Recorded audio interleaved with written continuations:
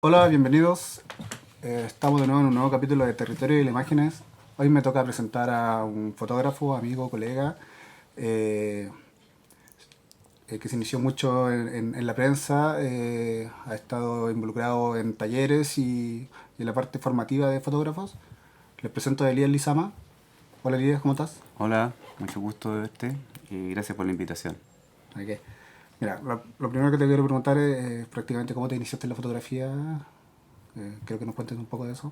Ya, pues, en la magia de la fotografía, de una u otra forma, cuando niño empecé a través de una cámara de un vecino que me facilitaba la cámara para poder hacer fotos, pero para poder financiarlo fui a hacer fotos de barrio, equipos de barrio, y la semana siguiente con las fotografías las vendía y con eso financié mi primera cámara fotográfica. Una vez hecho esto, empecé a buscar qué fotografiar. Me tocó un momento político fuerte, que era el gobierno de la Unidad Popular. Y creo que ese momento había que retratarlo.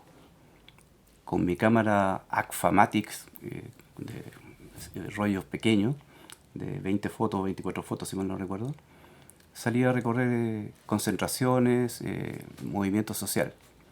Ahí empezó esta magia, digamos, de la fotografía. Pero cuando me tomó fuertemente fue cuando un amigo me invitó a ver Revelar, que era Rodrigo Casanova, junto con otro que, si mal no recuerdo, estaba también Héctor López en aquella oportunidad. Y ahí ya me casó la fotografía directamente.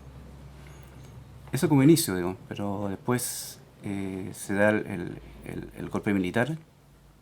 Ante eso ya contaba con mi primera cámara reflex y había que rescatar parte de ese proceso que fue bastante doloroso y empecé a hacer fotos un poquito más periodísticas. Eso me conllevó de una u otra forma, a correr riesgos mayores, porque había que hacer fotos prácticamente dentro de la clandestinidad. Y me tuvo la mala fortuna de que me casó un movimiento eh, clandestino que tenía la CNI con la Brigada de Investigaciones, que se llama el COEMA. Y eso fue fuerte, digamos, ya que de una u otra forma amenazaron y, bueno, obviamente ustedes saben lo que pasa cuando uno está detenido, digo. Y lo que implicó que tuviese que huir en aquella fecha, que fue el 5 de septiembre del 80. Huí a la casa que era mi polola, que actualmente es mi esposa, y en ese instante yo creo que se estaba armando lo que era el movimiento de fotógrafos de la AFI, producto de estas circunstancias que estaban pasando. Bueno, el año siguiente yo sé que Lucho Navarro es secuestrado también por hacer fotografía. Esas son las implicancias que lleva a hacer fotografía, digamos. O sea, no era gratuito, pero Claro, seguía siendo mágico, digamos, ese claro, el movimiento. peligro. ¿Alguna vez tuviste o pensaste en dejar la fotografía por el riesgo a... No, en lo absoluto, en lo absoluto. O sea, yo creo que uno tiene una responsabilidad histórica, independientemente si uno lo hace a través de la fotografía, o a través de la historia, o a través de la escritura, de la poesía. Eh, eh, Tiene que contar lo que está sucediendo en el entorno. Porque te lo hacías a modo personal, tuyo. Súper Porque personal. no, O no sea, era un trabajo, no era no, algo no, pagado. no fue nunca un trabajo. Nunca fue un trabajo. Fue rescatar la historia. Con los pocos recursos que uno tenía, digo, pero lo que estaba pasando había que contarlo. Tanto lo que pasó en el tiempo de la Unidad Popular como en lo que estaba pasando con la dictadura. Eso puedo Oye, contarte, digo, un oye poco. y después cómo te involucraste en el mundo de la prensa, porque ya yo supe que tú trabajaste para diarios, trabajaste para Correcto. el Ministerio de Hacienda, o sea, Bueno, hay un recorrido, digamos. Yo primero pasé por la Universidad de la Ingeniería y de ahí siempre soñé con ser fotógrafo, digamos. Desde chico venía esto. Pero no era rentable, ¿no? Entonces era una cosa paralela. Y después de todo lo que esto me pasó, en los 80, estuve viviendo un buen tiempo en Villa Alemana mi señora estaba estudiando, terminó de estudiar, y cuando terminó de estudiar ya tenía a mi hija y me dijo que hiciera lo mío. Y ella me financió de una otra forma la carrera de fotografía, que era la primera carrera de fotografía periodística que había en Chile. Previamente pasé por el Fotoforo un semestre, pero decidí dedicarme al fotoperiodismo. Y eso fue en el Escuela de Estudios Superiores, que era el ESES, que pasó a ser ESES Alpes y después Alpes, como te relataba la vez anterior. Y obviamente si estaba estudiando fotoperiodismo tenía que hacer prácticas y me tocó justamente el movimiento más fuerte que había, que era el plebiscito. Y con el plebiscito ya me involucré directamente en prensa, acreditado y todo, porque en los años anteriores nunca estuve acreditado, eh, excepto con la credencial de la AFI, que era insignificante para los medios o para carabineros, digamos, en términos de accesos. Claro, en términos de acceso, pero igual se convirtió como en un símbolo muy fuerte de, de unidad Sin y duda, de sin duda. confrontación a lo que era la dictadura. Claro. Yo entré a la AFI tardíamente, o sea, entré al final, porque previamente lo hice, como te decía anteriormente, yo no estaba contratado por ningún lado, ni vendía mis fotos. Yo las iba guardando como parte de la historia. No, no era remunerado, y por lo cual en el fondo estaba cercano a la AFI a través de Rodrigo Casanova, a través de Héctor López, que eran mis amigos Que se involucraron mucho que se más. involucraron mucho más, hasta que un momento me empujaron a que directamente me metiera. Y ahí me involucré con la AFI y participé en algunas exposiciones de ellos. Eso, de ahí. Y después esto sigue surgiendo, te seguiste metiendo más en el tema de la fotografía. Cuéntanos algún proyecto que hiciste durante esa época, algún importante. Bueno, en fotoperiodismo no hay como mucho proyecto, digamos, en sí. Sí te puedo decir que traté de buscar una mirada distinta, y no diciendo creativo, sino que fuera mi ojo el que viese. Y eso me llevó a algunos problemas dentro de la línea editorial de los medios de comunicación. O sea, porque no era la foto que ellos querían. Entonces la encontraban demasiado plástica. Y ya me estaba involucrando un poco con la estética de la fotografía, no siendo teórico yo, pero buscaba un poquito más el juego de la luz. Y eso implicaba que no tenía que utilizar flash.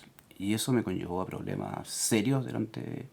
Trabajé en el Copesa. Sobre todo en el ámbito de la prensa, claro. Exacto, porque me obligaban a trabajar con flash. Y básicamente por una comprensión lógica del rango tonal que uno es capaz de hacer con flash, a diferencia de cuando no trabaja con flash, que el contraste es muy alto. Entonces, para efectos de prensa, se saturaba, digamos, la tinta, y eso conllevaba, digamos, que no se viera detalle. Y yo estaba acostumbrado a ver la foto directa y no en prensa. Pero al final tienes que doblegarte un poco. Tuve que meter el flash encima y trabajar No, con o flash sea, nuevamente. por lo que entiendo, terminaste haciendo fotografías para la prensa, pero también terminaste haciendo fotografías personales Efectivamente. para ti. Y uno se da cuenta, bueno, hay dos cosas ahí en la prensa, que es muy bonita, es mágica, te permite conocer mucha gente, pero te absorbe demasiado. O sea, mi ritmo de trabajo era de las 9 de la mañana estando en el medio, y más de alguna oportunidad, o muchas oportunidades, 2 o 3 de la mañana llegaba a la casa. Y a las 9 de la mañana había que estar nuevamente en el diario, digamos, y había que estar ahí. Entonces, había que definir un poco de la vida, digamos. Y además, la prensa te empieza a formatear. Entonces, ahí uno se da cuenta que está perdiéndose uno como persona. Porque empiezas a trabajar el formato del diario. Claro. No es lo que tú querías hacer. Sin embargo, te abre puertas para poder hacer fotografía. Entonces está esa disyuntiva, digamos, de hacia dónde voy. Claro, terminó siendo una buena experiencia y una buena formación para lo que se vino después. Pues, ahora estamos en un tren. Efectivamente. Expreso Imaginario. Creo que nos comentes sobre tu trabajo, porque tú hiciste un trabajo de los trenes. Correcto. Una vez que pasé por prensa, empecé a buscar mi experiencia con el color. Y ahí encontré que había un déficit bastante fuerte. Entonces decidí fotografiar color. Y el primer tema que me propuse fue el óxido. que me atraía, y el óxido básicamente porque representaba para mí la muerte de lo material. Y empecé a recorrer cementerios de autos, a buscar óxidos en esos espacios, con la mala fortuna de que la tercera salida me agarraron a peñascazo y yo no entendía por qué. Y era porque había salido un reportaje en la tercera respecto de los cementerios de autos y que había chancherías adentro de esos cementerios. Y bueno, me explotaron de ahí. Entonces, obstinadamente busqué algo parecido. Hasta que me encontré en San Bernardo con que habían trenes que estaban oxidados. Me conseguí los permisos a través de la gerencia de ferrocarriles y pude acceder a la maestranza San Bernardo. A partir de ahí vi que estaban deshuesando los carros de ferrocarriles. Y me parecía atroz que estuviesen botando parte de la historia, porque eso era también parte de la historia. Y decidí fotografiarlo como tal, como proyecto. Me conseguí plata en empresas como Kodak, en alguna parte me financió la Intendencia de Santiago, la Intendencia de Valparaíso, y avanzó un proyecto que recorrí todo Chile haciendo fotos de trenes. Por varios meses fue un enriquecimiento enorme de conocer prácticamente todo el país y explorar todo lo que eran las rutas donde había pasado el tren. Inexplicablemente que hoy día en el fondo está deteriorado, digamos. Claro. O sea, pasaste de un trabajo, de trabajar mucho de prensa, muchos años, a pasar a un trabajo muy documental. Y color, Y color. que era Claro, en el fondo era el gran conflicto que yo tenía. Y bueno, uno de los editores en ese proyecto fue Rodrigo Casanova, que en el fondo me alineaba un poco a lo que era el color. Yo era un poquito analfabeto del color, si bien es cierto, dentro de los estudios pasé teoría del color, pero más bien pigmentos y no luz. Y eso me permitió crecer un poco más con respecto al color, que es uno de los conflictos, yo creo, de los fotógrafos. En general, hablamos de que la fotografía artística es en blanco y negro y no color, pero el mundo lo vemos en color hoy día. claro. ¿Esta exposición, este trabajo se expuso en algún lado? La primera exposición que se hizo fue en Valparaíso. Se me propuso hacerla en Telefónica. Pues pedí como auspiciadora Telefónica y Telefónica dijo que lo vamos a auspiciar y te vamos a dejar en el primer proyecto que va a hacer cuando se inauguraba el edificio que está ahí en Plaza Italia. Pero nosotros necesitamos editar las fotos. Ya, entonces cuando quedaron por editar las fotos dije que no. O sea, las fotos mías no se editan. O sea, el que edita soy yo y no una empresa. Claro. Para mí significaba lo mismo que estaba pasando en los medios. O sea, que me censuraran una fotografía. Y eso tuvo un costo, obviamente que no me dieron la exposición ahí, pero yo decidí que se expusiera en un lugar que no se pagara. Y ese lugar era la estación de trenes de Valparaíso. Y eso fue en el año 95-96, si me lo recuerdo. Me auspiciaron la Intendencia, me auspició Ferrocarriles y permitió que se hiciera una exposición que duró 2 meses, si me lo recuerdo, con un éxito bastante grande, sorprendente. Y el éxito, yo creo, básicamente se debe a que la gente iba a tomar el tren y en la espera veía la exposición. Y eso fue bastante mágico, digamos, de encontrar un lugar que se democratizara de una otra forma lo que uno estaba haciendo. No se lucrara con lo que uno estaba haciendo. Interesante saber el tema porque al final lo tuyo nunca fue, como partió al principio, nunca buscaste el lucro en la fotografía. No, para nada, en absoluto. Entonces, Aunque uno necesita vivir Claro, un fotógrafo siempre tiene esa disyuntiva de cómo vivir de la fotografía, pero al final uno hace lo que le gusta y lo que lo motiva. Sin duda, o sea, el lucro no es lícito, obviamente, pero no era el fin último en mi caso. ¿Y en la actualidad, Lisama, en qué estás? Uy, acabamos de terminar un proyecto con mi hija a propósito del movimiento social. yo no salí a hacer fotos del movimiento social, porque hoy día creo que uno tiene que Dejaste espacio a la dejarle gente. espacio a lo que había, y además había muchos fotógrafos, entonces no tenía mucho sentido para mí. Lo que iba a ver iba a ser exactamente lo que otros iban a ver. Creí que en ese momento había que hacer otras cosas. Creo que la educación justamente está ligada a lo que mi compromiso, digamos.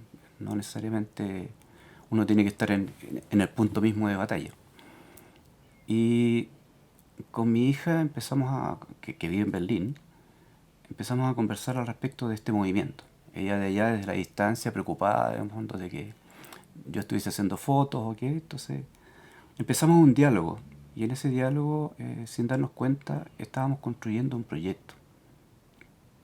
Entonces en un momento ella me propone hacer una recopilación de lo que yo había hecho, más ligado a lo social, no a lo estético. Y se creó un proyecto que se llama Correspondencia, y que está en internet, digamos, gratuitamente, porque la idea era en principio hacer un libro, pero los recursos eran muchos, entonces por lo cual no se hizo el libro, pero se hizo un libro híbrido digital, en donde hay poesía, o sea, hay un encuentro de escritos, cartas que nos enviamos mutuamente, y el proyecto contempla fotografías mías, unos fotomontajes de ella, más poesía, Entiendo que, más los textos, digamos, claro, de cartas. para entender un poco, entiendo que estas fotografías fueron hechas en dictadura. O sea, Hay, hay cosas que están en dictadura y y ella lo cosas que están que, en claro, post-dictadura también. O sea, porque hay proyectos como, por ejemplo, el de la cárcel, cuando se empieza a demoler la cárcel pública de aquí en Chile, que es parte de la memoria de este país, fue en el año 94, si mal no recuerdo. Y eso era post-dictadura. claro, y Ahí la se idea de está. este proyecto era que su hija, en este sentido, intervenía a la foto y ahí había un relato, una poesía que le iba acompañando. Eso. Sí, es en base a preguntas y respuestas con respecto al presente, el pasado, y lo que ha significado vivir antes de la dictadura y la postdictadura. Lo podía. Entonces, obviamente que ya no vivió la dictadura, nació en el año 89, y eso implica que ya había pasado prácticamente todo. Entonces le quedan dudas, o sea, inquietudes, y, y ella necesitaba respuestas. Y esas respuestas duelen en algún momento, porque es escarbar un poco El el dolor dolor que he vivido. Claro. vivido, digamos, de aquella época. ¿Tú en ese sentido has tenido algún problema relacionado con ese pasado, ese tiempo? ¿En qué Porque sentido yo he el problema? visto, yo he escuchado mucho y he leído también que muchos fotógrafos de esa época, hasta el día de hoy, viven sus recuerdos y es terrible para ellos. Ah, sin duda que... Bueno, yo no tanto, ¿eh? Hay quizá una resistencia al dolor, y creo que uno tiene que mirar el futuro más que recorrer el pasado.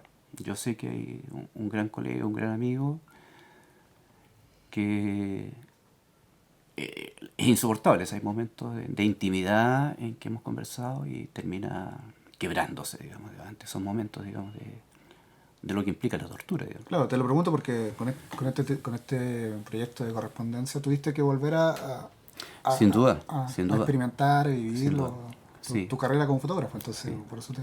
Sí, es fuerte, es fuerte. Pero yo creo que huyo de un poco de ese recuerdo. El, más de alguna vez esta conversación la tuve con Ana González, digamos, que está fallecida, que es la familiar de detenido desaparecido de los Recabarren. Y ella me hablaba al respecto de estos dolores que uno lleva adentro. Y sin duda que uno escapa, digamos, y busca futuro. Ella me decía en el fondo que ya están mis nietos, ¿verdad? Y aparte de mis desaparecidos. Y buscaba un poco la felicidad de ella, digamos, siempre con la esperanza de encontrar a los suyos. La esperanza que hasta el día de su muerte No ha llegado. no ha llegado. No llegó.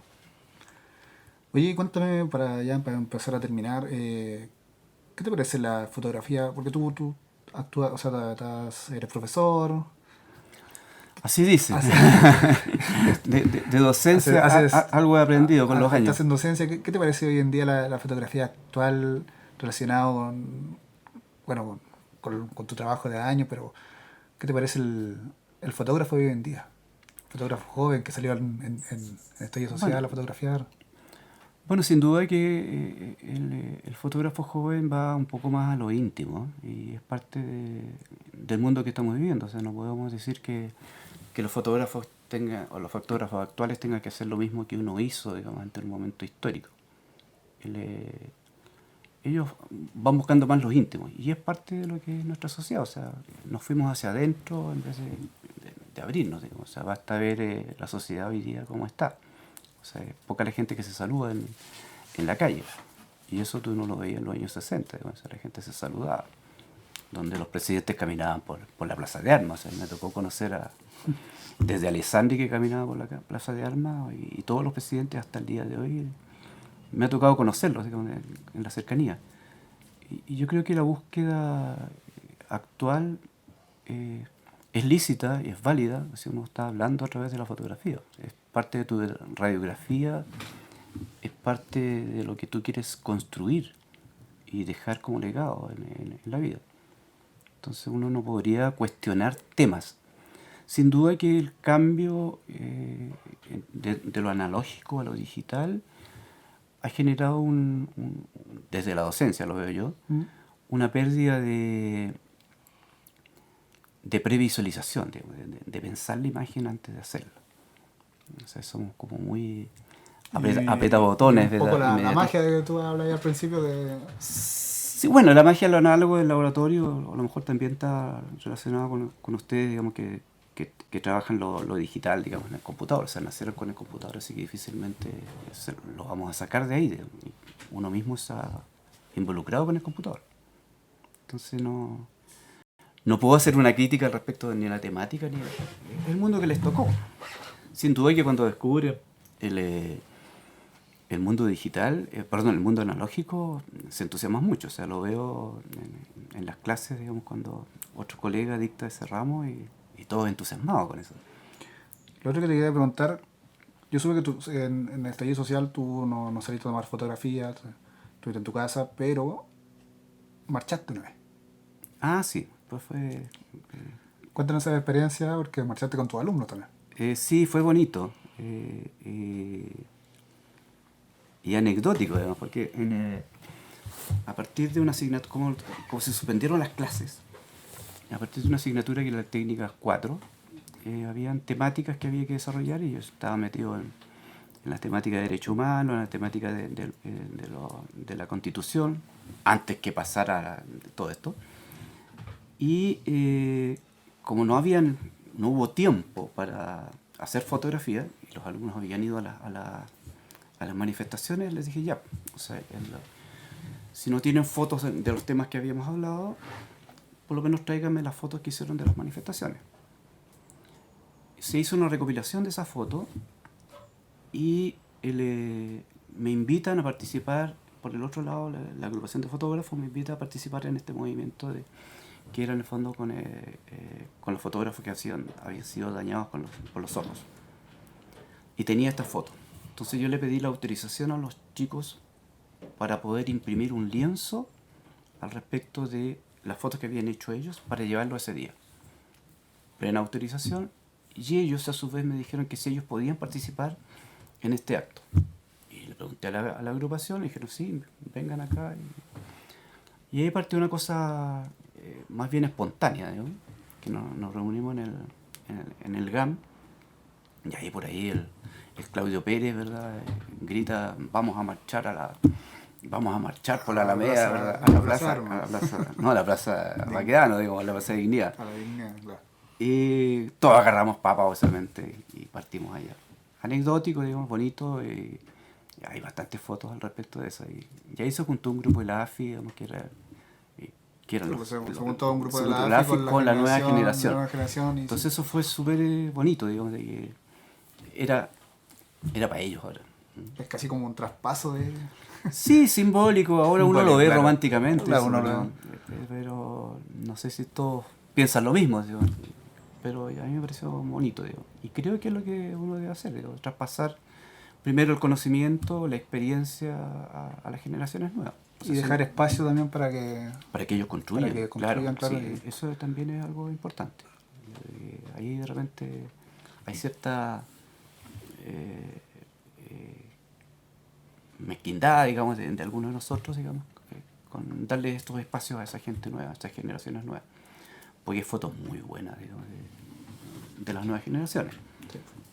Intimistas y técnicamente son muy buenas.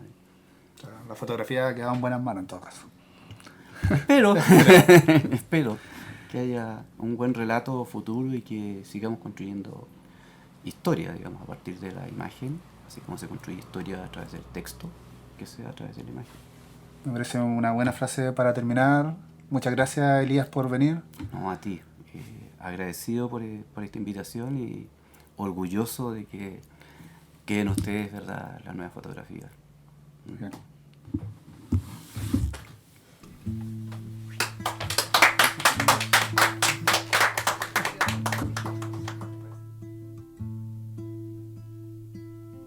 Si no creyera en la locura de la garganta del sinsonte,